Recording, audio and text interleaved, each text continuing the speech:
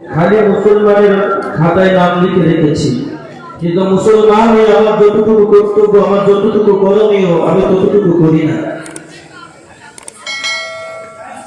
কাল কিয়ামতের দিন, মুসিবতের দিন, আমরা সকলেই বিশ্বাস করি যে হাসরের মাঠে অবশ্যই আমাদের একদিন আল্লাহর কাঠগোলায় দাঁড় হতে হবে, আল্লাহর কাছে অবশ্যই আমাদের হিসাব দিতে হবে। কিন্তু প্রত্যেকেরই যখন হিসাব হইবে, রাসূলুল্লাহ সাল্লাল্লাহু আলাইহি ওয়াসাল্লাম জানাচ্ছেন যে তোমাদের যখনই হিসাব হবে, সর্বপ্রথম তোমাদের নামাজের হিসাব হইবে। যার নামাজের হিসাব সাকসেসফুল থাকবে, বাকি আমলগুলো সাকসেসফুল হয়ে যাবে। এই বিষয় রাসূলুল্লাহ সাল্লাল্লাহু আলাইহি ওয়াসাল্লাম মদিনার মসজিদে নামাজ পড়াচ্ছেন এবং সাহাবায়ে কেরাম রাদিয়াল্লাহু তাআলা আনহুম আজমাইন তারাও মসজিদে নববীতে একসাথে নামাজ পড়ছেন।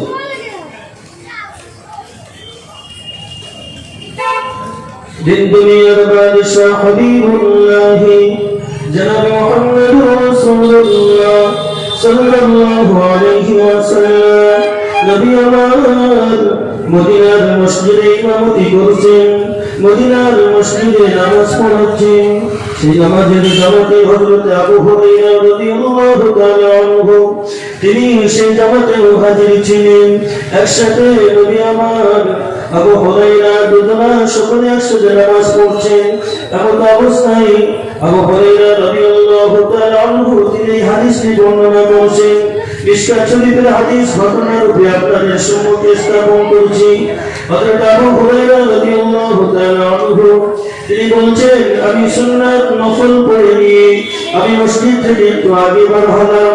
প্রিয় নবী সাল্লাল্লাহু আলাইহি ওয়াসাল্লাম তিনি মসজিদ থেকে একটু রাস্তা বার হচ্ছে।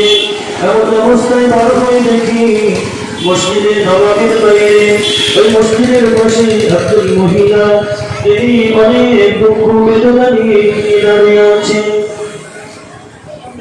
হুজুর সাল্লাল্লাহু আলাইহি ওয়াসাল্লাম আবু হুরায়রা রাদিয়াল্লাহু তাআলা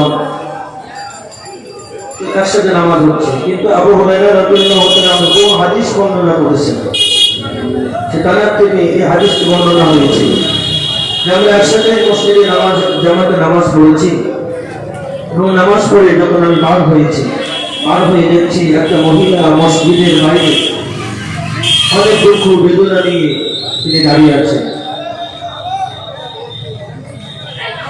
হযরত আবু হুরায়রা বলছেন, আমি যখন এই মহিলাটির সাথে যখন আলোচনা করছি, নবী আমার মসজিদ থেকে নামাজ পড়ে বার হয়ে চলে গেলেন। ওই মহিলা তখন বলছে, ও আবু হুরায়রা, আমি প্রিয় নবী সাল্লাল্লাহু আলাইহি ওয়াসাল্লামের সাথে দেখা সাক্ষাৎ করতে এসেছি। একটা কথা প্রিয় নবী সাল্লাল্লাহু আলাইহি ওয়াসাল্লামের সাথে বলবো, কিন্তু মনে বড় লজ্জাবোধ হয়। তুমি আমার আপনজন, তোমার সাথে বলার আমার সাহস আছে, তোমার সাথে বলতে আমার ইচ্ছা হচ্ছে, কিন্তু প্রিয় নবী সাল্লাল্লাহু আলাইহি ওয়াসাল্লামের সাথে বলতে সাহস হয় না, বলতে বড় লজ্জা লাগে।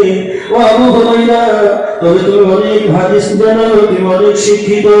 ও আবু হুরায়রা, তুমি যদি কথাটা আমাকে যদি একটু জানো, আমার এই বিষয়টা তুমি যদি এই ফয়সালাটা যদি তুমি করে দাও, আমি অনেক বড় খুশি হয়ে যাব। ও আবু হুরায়রা, আমি বড় দুঃখের মাঝে আছি, আমার মনে বড় বেদনা এসেছে। ও আবু হুরায়রা, আমি আজ এমন একটা গুনাহগার হয়েছি, আমার মতন গুনাহগার মনে হয় পৃথিবীর জমিনে আর আছে কি জানি না।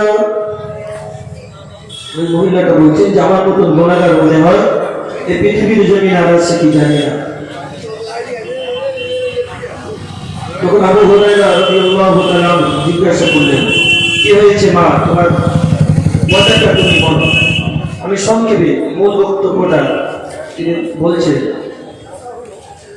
ও আবু হুরায়রা, আমি সারাটা জীবন জেনা করেছি, আমার সংসারের তাড়নায় আমি জেনা করেছি, মনের আশা আকাঙ্ক্ষা সবগুলো আমি পূরণ করেছি, কিন্তু জেনা করে আমার একটা কলেজার টুকরা সন্তান জন্মগ্রহণ করেছে। ওই কলেজার টুকরা সন্তানটাকে আমি কেটে কুটি করে ময়লার গাড়ায় ফেলে দিয়েছি। যখনই আমি ওই মাসুম বাচ্চাটাকে কুটি করে কেটে যখন ময়লার নালায় যখন ফেলে দিলাম, আমার মনে দুঃখ এসে গেল, মনে যেন আল্লাহ তরফ থেকে কি একটা ভয় এসে গেল।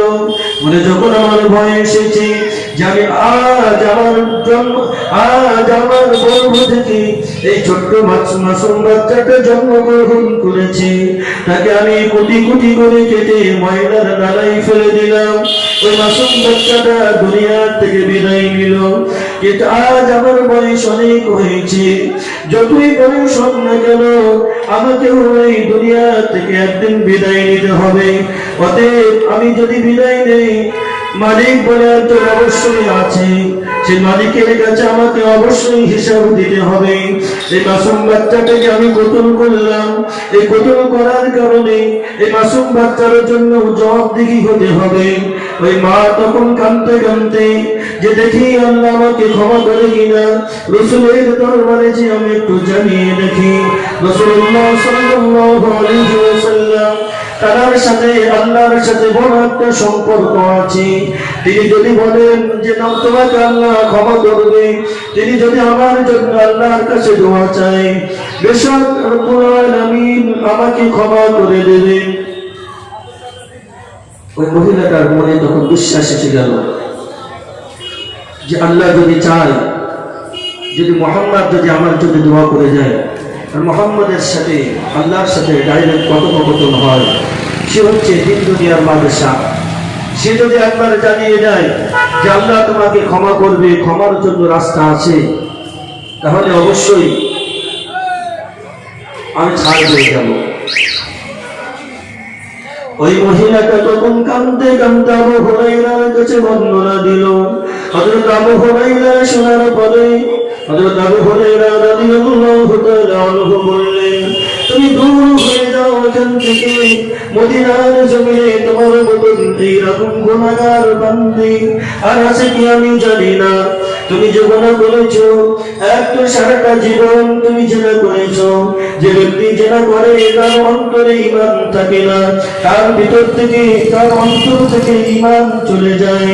আর ওই তুমি সারাটা জীবন জেনা করেছো, জেনা করার পরেও ছোট্ট একটা মাসুম বাচ্চা সে জন্মগ্রহণ করেছে, সে কোনো পাপী নয়, সে আল্লাহর কাছে কোনো দোষ করেনি। তুমি ওই মাসুম বাচ্চাটাকে যার সন্তান ভেবে তুমি তাকে কতল করে দিয়েছ। অতএব তোমার এই মদিনার জমিনে জায়গা হবে না। আমি জানি না যে তোমার মতন এইরকম গুনাহগার বান্দা মদিনার জমিনে আছে কিনা।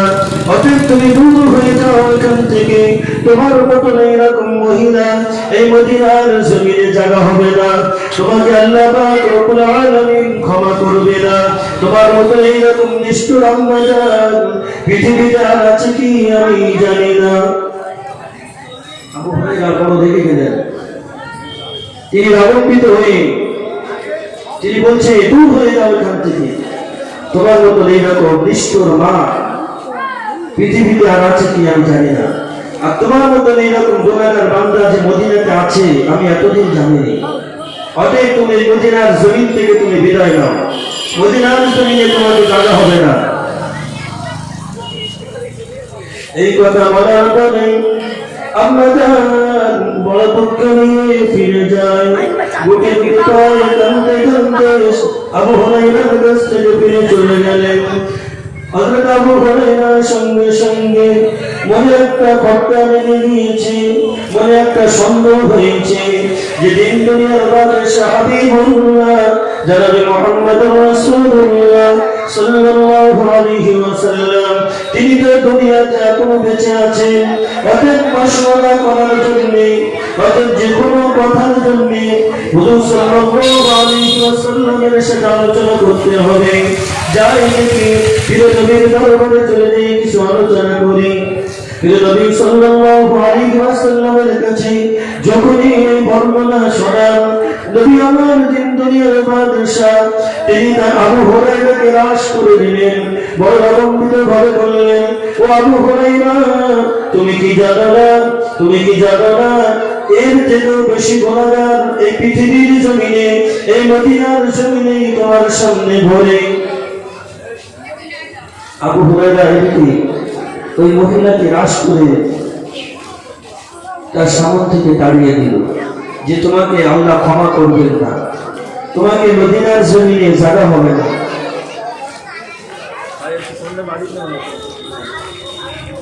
তোমাকে মদিনার জমিনে জায়গা হবে না।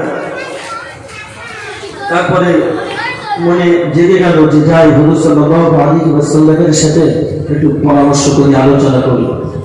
হুজুর সাল্লাল্লাহু আলাইহি ওয়াসাল্লামের কাছে যখন এই কথা শোনালো, এই কথা শোনানোর পরে হুজুর সাল্লাল্লাহু আলাইহি ওয়াসাল্লাম আবু হুরায়রাকে লাশ করে দিলেন যে তুমি কেন ওকে এরকম কথা বললে, ওর থেকেও কি আর গুনাহগার বান্দা কি আর নেই? ওর থেকেও বেশি গুনাহগার বান্দা তোমার সামনে, চোখের সামনে ঘোরে, তুমি কি চোখে দেখতে পাও না? পৃথিবীর জমিনে ওর থেকেও বেশি গুনাহগার বান্দা এই পৃথিবীর জমিনে আছে হাজার হাজার। হযরত আবু হুরায়রা তাজ্জুব হয়ে গেলেন, ইয়া রাসূলুল্লাহ, ইয়া হাবিবাল্লাহ, হুজুর এর থেকেও বেশি গুনাহগার আর কে হতে পারে আমি জানি না।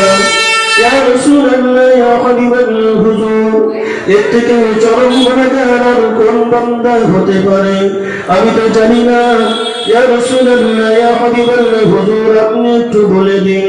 নবী আমার দিন দুনিয়ার বাদশাহ হাবিবুল্লাহ জনাব মুহাম্মদুর রাসূলুল্লাহ সাল্লাল্লাহু আলাইহি ওয়াসাল্লাম নবী আমার জানিয়ে দিলেন, ও আবু হুরায়রা, তোমার সামনে যে সমস্ত ব্যক্তিরা ঘোরে, মসজিদে যখন আযান হয়, মসজিদে যখন আযান দেয়, আল্লাহু আকবার, আল্লাহু আকবার, যখন এইরকম আযান যখন শুরু করে দেয়, আল্লাহর অনেক বান্দারা আছে আযান শোনার পরেও তার কানে আযান শুনছে, এদিকে চায়ের দোকানে বসে গল্প করছে, আযান শোনার পরেও আযানের ভক্তি করল না। আযান শোনার পরেও যে ব্যক্তি মসজিদে গেল না, ওই ব্যক্তি হচ্ছে এই মহিলার থেকে চরম গুনাহগার। বলছে রাসূলুল্লাহ সাল্লাল্লাহু আলাইহি ওয়াসাল্লাম তিনি বলছেন যে এই মহিলাটা সারাটা জীবন তো জেনা করেছে, জেনা করার পরেও ছোট্ট মাসুম বাচ্চাকে কতল করেছে। এ যতটা গুনাহ না করেছে, যে ব্যক্তি মসজিদে যখন আযান হয় আর মসজিদে আযান শোনার পরেও যে ব্যক্তি মসজিদে নামাজের জন্য না যায়, ওই ব্যক্তি হচ্ছে এই মহিলার থেকেও বেশি গুনাহগার। তাহলে আজ আমাদের স্থান কোন জায়গায় আমরা নিজেরাই ভাবি। যে সমস্ত ভাইয়েরা নামাজের জন্য কোনো ভরক্ষেপ করে না, নামাজের জন্য যে ব্যক্তি যায় না, মুসলমান হয়ে এখানে মুসলমানের ঘরে জন্ম হয়ে থাকতে হবে না।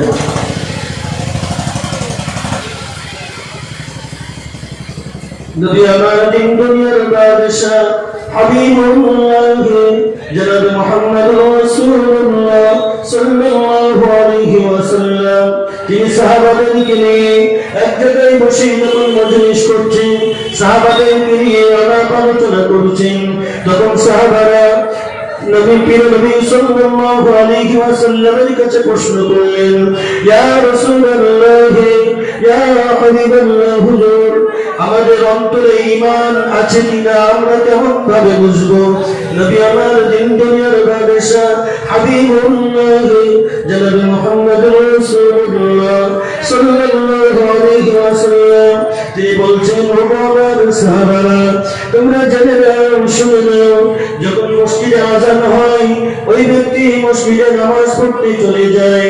এমন ব্যক্তি আছে মসজিদে আযান হলো, নামাজ পড়তে যেতে পারলো না, কোনো কারণবশত কার্যক্রমের জন্য তারা নামাজ ছেড়ে গেছে, সে জামাতে হাজির হতে পারেনি, এমনকি জামাতের রক্ত শেষ হয়ে গেছে।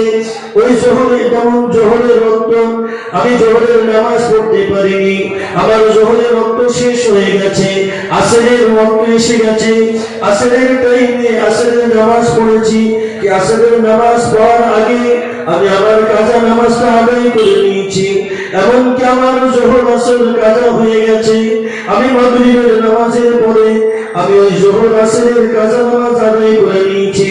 আমি এমন একটা মানুষ 5 ওয়াক্ত নামাজ জামাতের সহিত আদায় করি, আমার 1 ওয়াক্ত নামাজ ছেড়ে গেছে, আমার মনে দুঃখ হচ্ছে, মনে বড় আফসোস হচ্ছে, হায় আফসোস আজ আমার 1 ওয়াক্ত নামাজ ছেড়ে গেছে, হায় আফসোস আমি আজ জামাতের সহিত নামাজটা আদায় করতে পারলাম না, আমার আজ 1 ওয়াক্ত নামাজ, আমার আজ 1 ওয়াক্ত নামাজ কাজা হয়ে গেছে।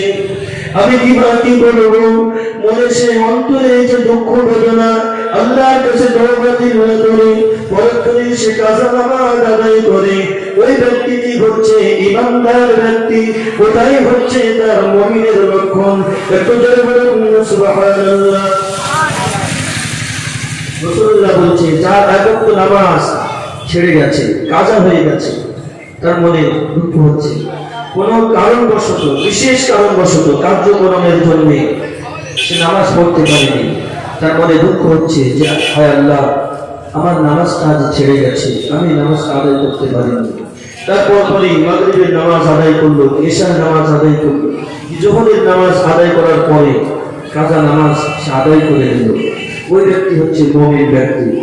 আর যে ব্যক্তি আছে 1 ওয়াক্ত তো দূরের কথা, 2 ওয়াক্ত তো দূরের কথা, 5 ওয়াক্ত, শত শত ওয়াক্ত, হাজার ওয়াক্ত নামাজ ছেড়ে যায়, এমন মানুষ আছে।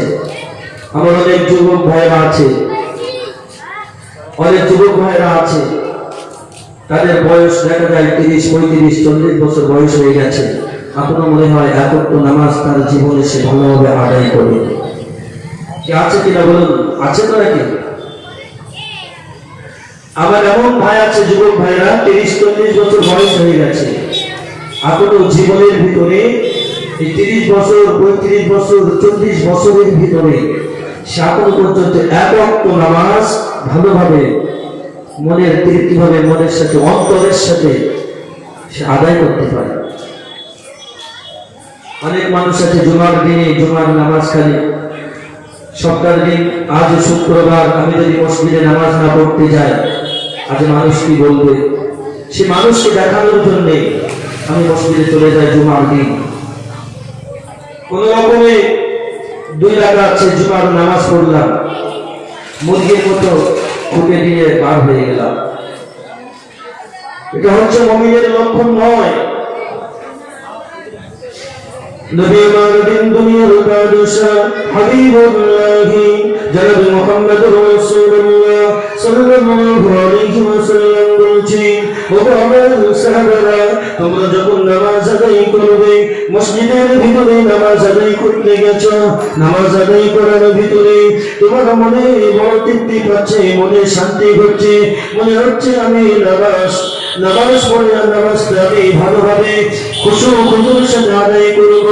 অনেক মুসল্লিরা চলে যায়, অনেক মুসল্লি শেষ পর্যন্ত মসজিদে অনেকক্ষণ ধরে বসে থাকে, দীর্ঘক্ষণ ধরে আরাম আয়েশের সাথে, সে ঠান্ডা মেজাজের সাথে মন মস্তিষ্ক ঠিক রেখে দিয়ে নামাজ আদায় করে। ওই ব্যক্তি হচ্ছে ইমানের লক্ষণ। যে ব্যক্তি হচ্ছে মসজিদে যায়, কোন রকমের নামাজ না পড়লে নয়, নামাজ না পড়লে মানুষ খারাপ করবে। আমি যদি নামাজ না পড়ে আমাকে দৃষ্টিকটু লাগছে, মাগরিবের আযান হলো, আমি মসজিদে গেলাম না, মানুষ আমাকে খারাপ করবে, সেই জন্য যথারীতি যেমন তেমন করে ওযু করে নিলাম, মসজিদে কোন রকমে তাড়াহুড়া করে কোন রকমে 2-3 রাকাত নামাজ পড়লাম, কি কোন রকমে নামাজ না পড়লে নয়, তাই নামাজ পড়ে সকলের আগে মসজিদ থেকে বার হয়ে গেলাম। নবী আমার বলছেন ওটা মুমিনের লক্ষণ নয়। তোমার ভিতরে ইবাদতে মন বসে না, তোমাকে ইবাদতের জন্য মনে তৃপ্তি আসে না, তুমি মসজিদে কোন রকমে না গেলে নয়, তাই সেই জন্য গিয়েছো। অতএব তোমার ভিতরে ইমানের কিছু ঘাটতি আছে, তুমি ভেবে নেবে যে আমার ভিতরে আর কোনো সঠিক ঈমান নাই, আমি সঠিক মুমিন ব্যক্তি এখনো হতে পারিনি।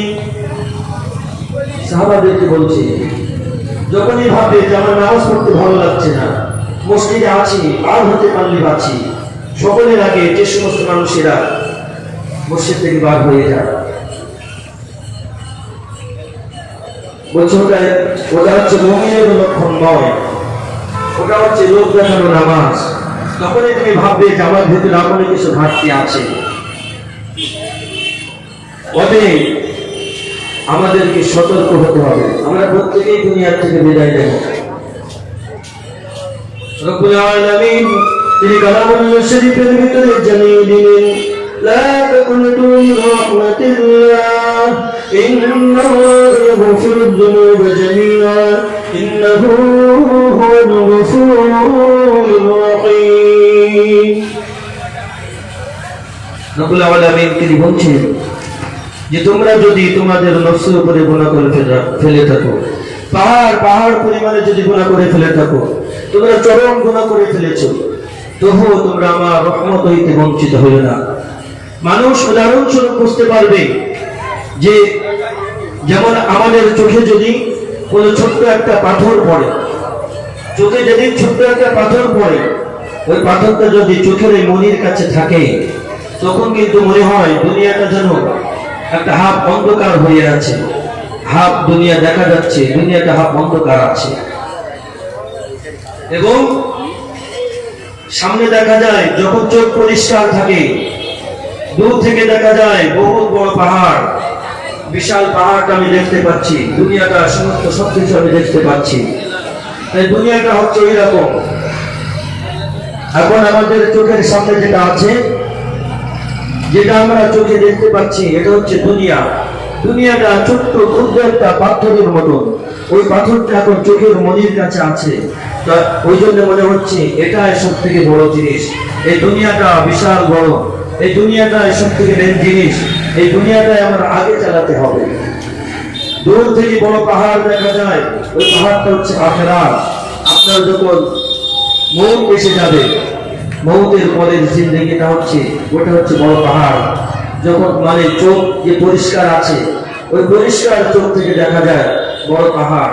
সে বড় পাহাড়টা বিশাল পাহাড় দেখতে পাচ্ছি, কিন্তু দেখার পরেও তার জন্য আমরা ভয় করি না, তার জন্য আমরা কিছু তৈরি করি না, আমাকে সে তার জন্য তৈরি করতে হবে।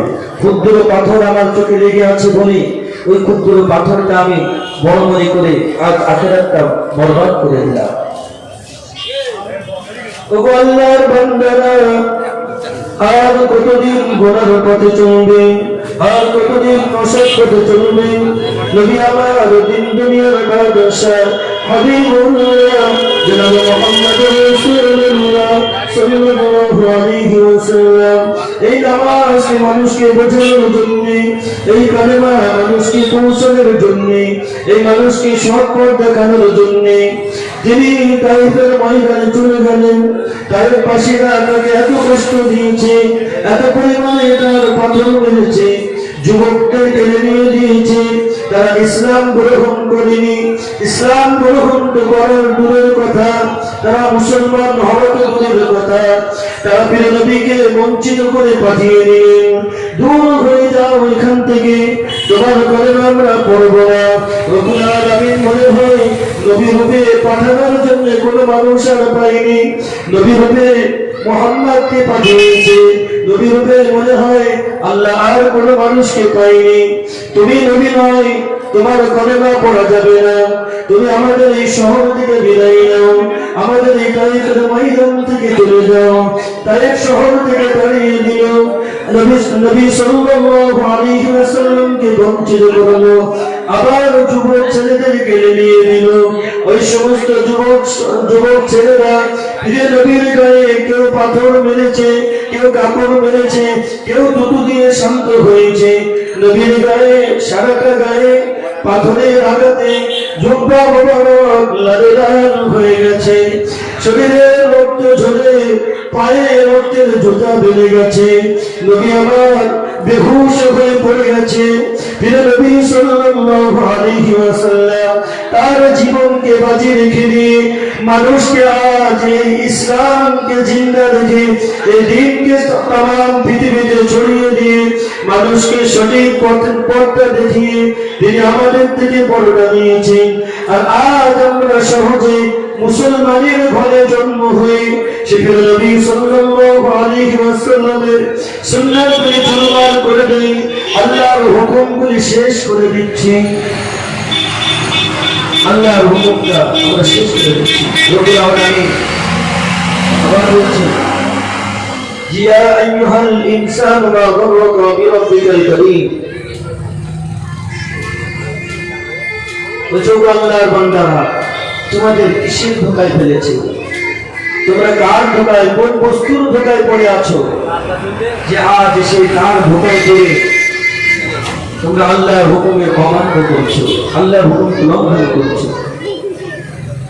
আজ হাবিব তিনি দিন দুনিয়ার বাদশাহ, তার মাকাম, তার মর্যাদা আল্লাহ আরশে আজিম থেকে তার মর্যাদা হচ্ছে বেশি। রব্বুল আলামিন তাকে এত বড় মর্যাদা দিয়ে দুনিয়াতে পাঠিয়েছেন, আর তিনি এত পরিমাণে পাথর খেয়েছেন মানুষের কাছে। মানুষেরা থুতু দিয়েছে, পাথর মেরেছে, কত কষ্ট দিয়েছে, তবু এত কষ্ট সহ্য করার পরেও আজ আমাদেরকে সঠিক পথ দেখিয়ে দিয়েছে। আজ আমরা সঠিকভাবে নামাজ পড়ছি। আমরা যদি মসজিদে আবদ্ধ নামাজ পড়তে যাই, কেউ বলবে না যে নামাজ পড়তে গিয়েছিলিস কেন। আমরা যদি আবদ্ধ নামাজ পড়তে যাই মসজিদে, কেউ আমাদেরকে তীর মারবে না পিছন দিয়ে, কেউ আমাদেরকে হত্যা করবে না, কেউ আমাদেরকে নির্যাতন দেবে না। কিন্তু এই সমস্ত কষ্ট করে সাহাবায়ে কেরাম রাদিয়াল্লাহু তাআলা আনহুম আজমাইনরা প্রিয় নবী সাল্লাল্লাহু আলাইহি ওয়াসাল্লাম তার জীবনকে বাঁচিয়ে রেখে দিয়ে আজ এসব স্বাধীন করে দিয়েছে। আজ মানুষ স্বাধীনে নামাজ পড়ছে, স্বাধীনে কাজ, নিজের স্বাধীনতা অনুযায়ী সে আমলে ইবাদত করছে। আর আমরা স্বাধীনতা আছে তবু আমরা সে আল্লাহর ইবাদত করি না। সাহাবায়ে কেরামদেরকে কত অত্যাচার করতো, তাদের কত নির্যাতন দিত, তবুও তারা চুরি চুরি করে নামাজ পড়তো, চুরি চুরি করে আল্লাহর হুকুমগুলো মানত। দিনের বেলায় দাসত্ব করত, রাতের বেলায় রাতের অন্ধকারে আল্লাহর ইবাদত করত। আর আমরা সে আল্লাহকে ভুলে, আল্লাহর হুকুমের অমান্য করে আমরা আল্লাহকে ভুলে আছি। সকলে জোরে বলুন আল্লাহুম্মা সাল্লি আলা সাইয়্যিদিনা মাওলানা মুহাম্মদ ওয়া আলা আলিহি।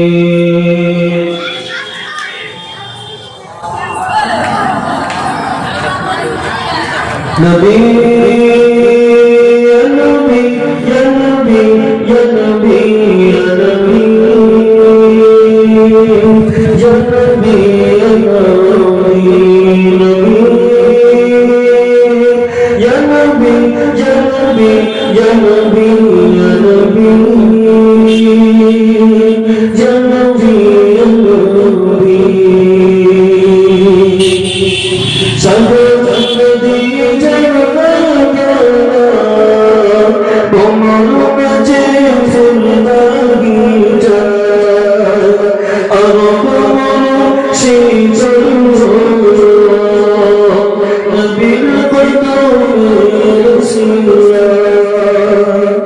তোমার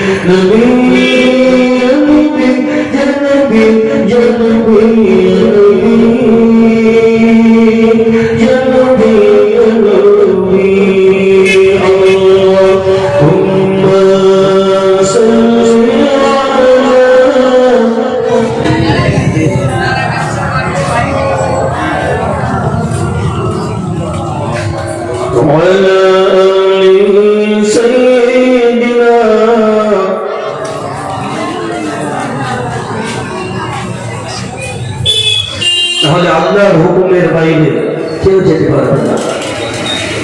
আল্লাহর সাথে চালাকি করে আল্লাহর নাম থেকে কেউ বেরিয়ে যেতে পারবে না।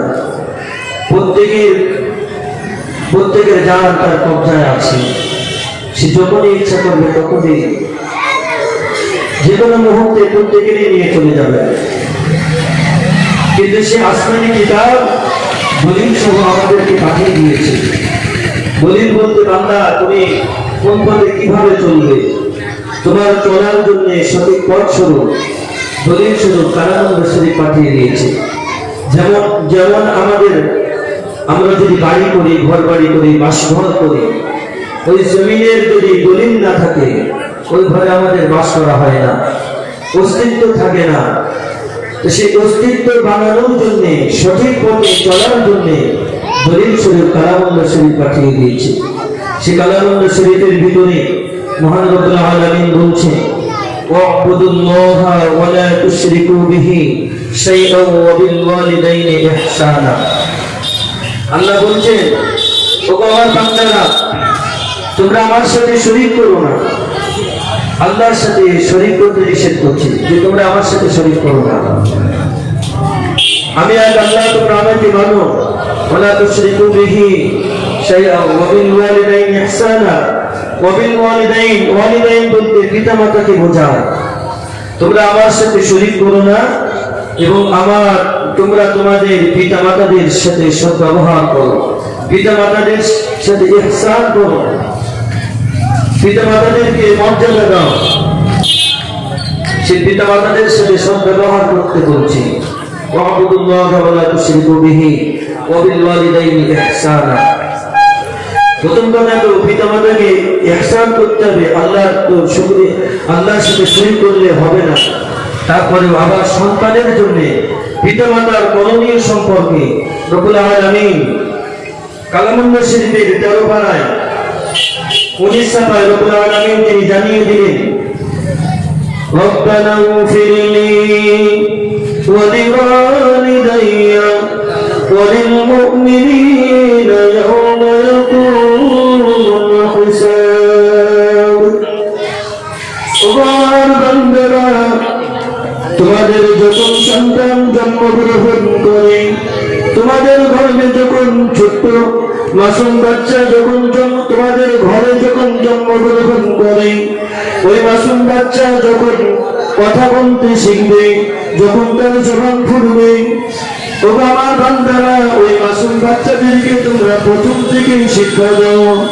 রব্বানা ইগফিরলি, ও আল্লাহ তুমি আমার तमाम জিন্দেগীর গুনাহ খাতাগুলো তুমি maaf করে দাও। ওয়ালি ওয়ালিদাইয়া, রব্বুল আলামিন তুমি আমার পিতামাতাদের तमाम জিন্দেগীর গুনাহ খাতাগুলো তুমি maaf করে দাও। ওয়ালিল মুমিনিনা, রব্বুল আলামিন तमाम মুমিনদেরকে ইয়াওমা ইয়াকুমুল হিসাব, ওই দিনকে যেদিন কাল কিয়ামতের দিন, মুসিবতের দিন, হিসাবের দিন, রব্বুল আলামিন কাল কিয়ামতের দিন, মুসিবতের দিন আমার तमाम জিন্দেগীর গুনাহ খাতাগুলো তুমি maaf করে দাও, আমার পিতামাতাদেরকে maaf করে দাও এবং तमाम মুমিন মুমিনাতদেরকে, तमाम মুসলিম মুসলিমাতদের, तमाम মুসলমান নরনারীদেরকে কাল কিয়ামতের দিন, মুসিবতের দিন, হিসাবের দিনকে তুমি তাদেরকে maaf করে দাও। এটা শেখানোর জন্য, এটা হচ্ছে পিতা মাতার জন্য কর্তব্য।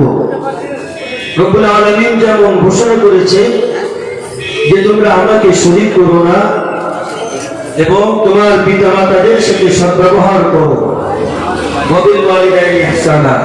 সেই রকম আবার পিতা মাতাকে বলছে যে তোমাদের যখন সন্তান জন্মগ্রহণ করবে তখন তোমরা তোমাদের বাচ্চাদেরকে শিক্ষা দাও। তোমাদের বাচ্চাদেরকে যখন রব্বানা ইগফিরলি ওয়া লিওয়ালিদাইয়া ওয়া লিল মুমিনিনা ইয়াওমা ইয়াকুমুল হিসাব, যখন এই দোয়াটা শিক্ষা দেবে, আমি আপনি বলতে গিয়ে দুনিয়া থেকে চলে যাব, আমার কবরের ধারে দিয়ে আমার সন্তান যখন 2 হাত তুলে দোয়াটা, এই মোনাজাত যখনই করবে, বন্ধুদের গলি মিস হয়, কিন্তু এই দোয়া কখনো মিস হবে না। বিদ্যুতের ন্যায় দোয়া কবুল হয়ে যাবে আল্লাহর দরবারে। একটু জোরে বলুন না সুবহানাল্লাহ। ছোট্ট মাসুম বাচ্চা তোমাদের সন্তানেরা যখন হাত তুলে দোয়া করবে রব্বুল আলামিন তোমাদের तमाम জিন্দেগীর গুনাহ খাতাগুলি মাফ করে দিবেন। ওগো আল্লাহর বান্দারা, তোমরা যদি এটাই শিক্ষা না দাও, তোমরা যদি সঠিক পথে পরিচালিত না করো, তোমার সন্তানেরা কোনোদিন তোমার কবরের ধারে এসে দোয়া করবে না। কোনোদিন তোমার জন্য কিভাবে দোয়া করবে তোমার সন্তানেরা জানে না। তোমার সন্তানেরা তখনই না বুঝতে পারলে, না জানতে পারলে কিভাবে দোয়া করবে। তোমার সন্তানেরা আর কবরের ধারে যাবে না। আজ দেশের হাল হাকিকত এরকম হয়ে গেছে। আবার আপনি চলে যাওয়ার পরে 3 দিন 4 দিনের দিন একটা সবরসানি করবে, 41 দিনের দিন সবরসানি করবে, আর 1 বছর পরে বাচ্চাকে সে করবে কিনা এটা ভুলবশত অনেকজন করে, অনেকজন করে না। পিতামাতার জন্য পিতামাতা চলে গেল, 4 দিনের দিন ইমাম সাহেবকে ডেকে নিয়ে দোয়া করে দিল, হাফিজ সাহেবকে, গ্রামের মাওলানা সাহেবকে দোয়া করে দিল, 41 দিন গ্রামের মানুষদেরকে খাবিয়ে কলমাখানি বড় কলমাখানি করে দিল। আর 1 বছর পরে বাচ্চাদের অনেকে পড়ালেখা করে না, এটা করণীয়তাই করে। কিন্তু সন্তানেরা যারা, আমি যদি সঠিকভাবে শিক্ষা নেই, আমার ওই সন্তান প্রতিদিন নামাজে, আমার সন্তান যদি হাফেজ হয়, আলেম হয়, সঠিক শিক্ষা যদি অর্জন করে, তাহলে আমার বাচ্চা প্রতিদিন নামাজ পড়তে আল্লাহর কাছে দোয়া করবে, আর আমার কবরটা জান্নাতের বাগান বেড়ে যাবে। সকল বলুন সুবহানাল্লাহ। আমি আর আলোচনা বাড়াতে চাই না।